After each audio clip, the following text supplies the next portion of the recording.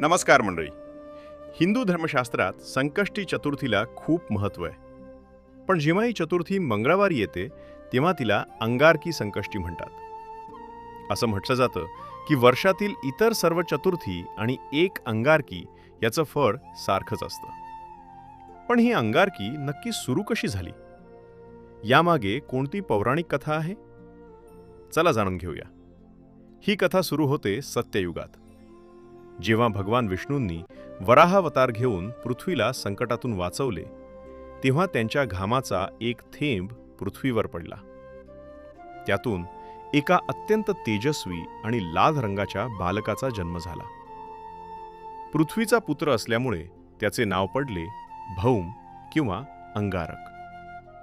पुढे हाच बालक मंगळ ग्रह म्हणून ओळखला जाऊ लागला.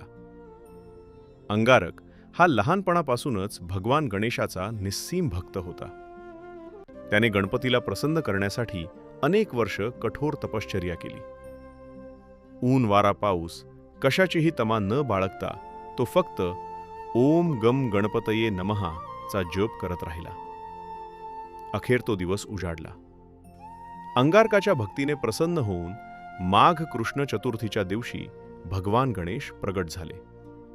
बाप्पा म्हणाले, बाळा, तुझ्या भक्तीने मी प्रसन्न आहे. माग तुला काय वर हवाय? देवा, मला दुसरं काहीही नको.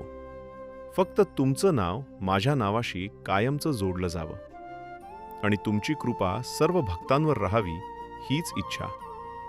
गणपती बाप्पा हसले आणि म्हणाले, तथास्तु. आज मंगळवार आहे आणि तू अंगारक आहेस. आजपासून जी चतुर्थी मंगळवारी येईल ती अंगारकी चतुर्थी म्हणून ओळखली जाईल. या दिवशी जो कोणी व्रत करेल त्याचे सर्व अडथळे दूर होतील. याच व्रताच्या सामर्थ्यामुळे राजा धर्मपाल आणि राणी सुशीला यांना पुत्ररत्न प्राप्त झाले होते. त्यांच्या पत्रिकेतील मंगळ दोष दूर करण्यासाठी ऋषींनी त्यांना अंगारकीचे व्रत करायला सांगितले होते.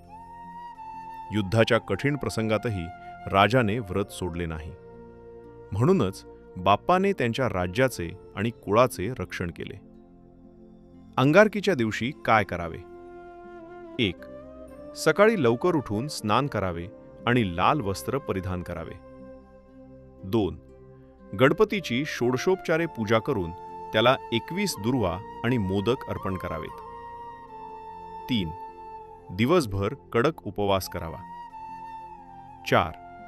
रात्री चंद्रोदय झाल्यानंतर चंद्राला अर्घ्य द्यावे आणि गणपतीची आरती करून उपवास सोडावा. तर मंडळी, अशी आहे ही मंगलमय अंगारकी चतुर्थी. ही केवळ उपासनेची वेळ नाही, तर आपल्या मनातील नकारात्मकता दूर करून बुद्धी आणि सिद्धी प्राप्त करण्याची संधी आहे.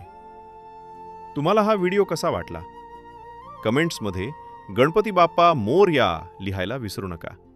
आणि अशाच माहितीपूर्ण व्हिडिओसाठी आमच्या चॅनलला सबस्क्राईब करा.